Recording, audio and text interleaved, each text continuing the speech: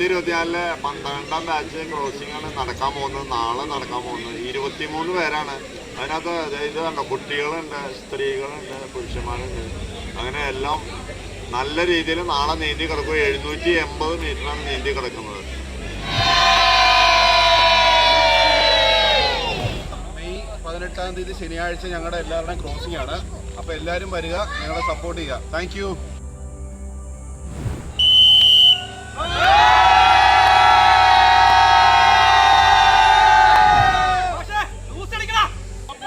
காயமான போதும் என் மேனி தாங்கிக் கொள்ளும் முந்தன் மேனி சங்காது செந்தேனே எந்தன் காதல் என்னவென்று சொல்லாமல் எங்க அழகு வந்தது